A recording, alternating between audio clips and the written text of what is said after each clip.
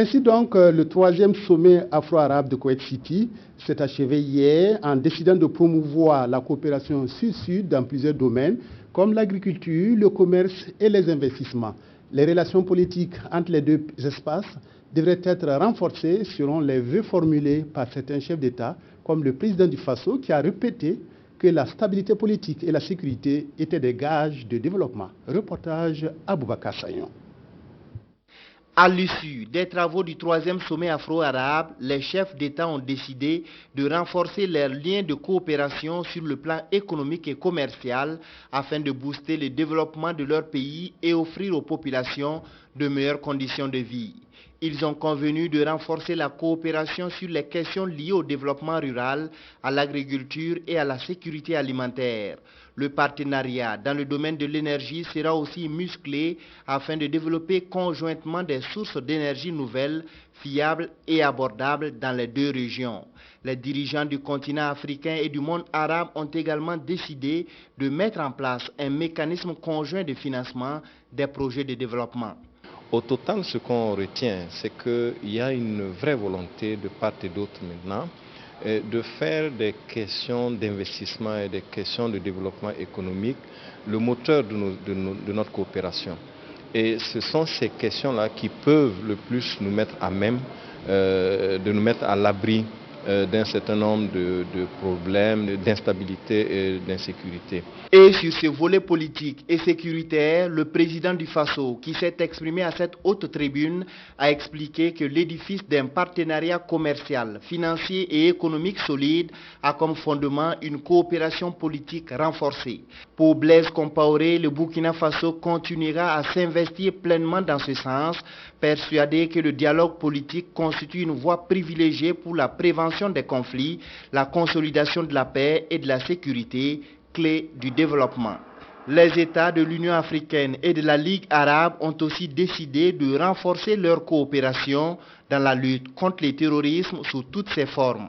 Le prochain sommet afro-arabe se tiendra dans un État africain en 2016. En marge du sommet, le président Blaise Compaoré a accordé des audiences à des responsables d'organisations non gouvernementales koweïtiennes. Ainsi, le directeur général de l'Organisation internationale de la charité islamique et le président du conseil d'administration des Directed ont eu des discussions avec les chefs de l'État autour de leurs interventions au Burkina. Le président du Faso s'est aussi entretenu avec son homologue congolais Denis Sassou Nguesso. Précision Aboubakar Sayon.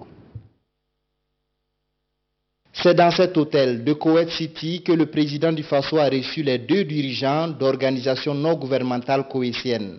Blaise Compaoré s'est d'abord entretenu avec le directeur général de l'Organisation internationale de la charité islamique. Abdoulal Al-Matou est venu échanger avec le président du Faso sur les projets que son organisation mène au Burkina Faso, notamment dans l'humanitaire, le social et la santé.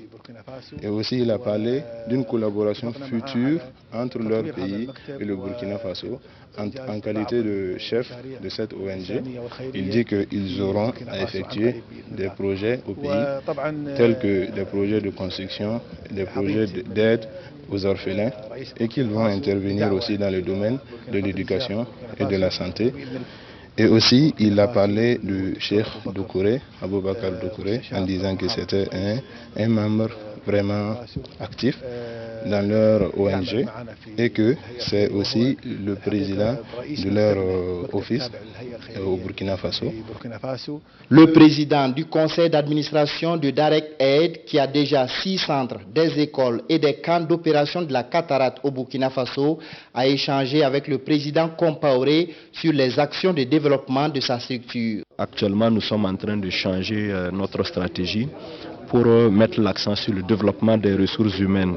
Et le président du Faso nous a personnellement instruit de mettre l'accent également sur la création d'emplois et nous allons essayer de prendre cela en compte. Et quand on prend en compte également le plan, la nouvelle initiative qui a été lancée par l'émir du Koweït, nous pensons qu'à travers cette nouvelle initiative, nous allons pouvoir développer des plans de financement pour les microcrédits à l'endroit donc des populations burkinabées. Et nous pensons que cette initiative va également profiter donc aux différentes populations. Direct Aid a organisé un forum international sur l'investissement et le secteur privé. Et en tant qu'organisation, nous apportons notre soutien au secteur privé en apportant des données, en apportant des informations donc, au niveau donc, de ces organisations, de ces acteurs du secteur privé pour qu'ils puissent investir sur le continent africain. Et nous pensons que l'avenir est brillant, l'avenir est prometteur au niveau du continent africain à travers donc l'initiative que nous allons mettre en place et nous pensons que ça va bientôt porter des fruits. À l'issue de ces deux audiences, le président du Faso a rendu une visite de courtoisie au président congolais Denis Sassou Nguesso, également présent à Kuwait City dans le cadre du 3e sommet afro-arabe.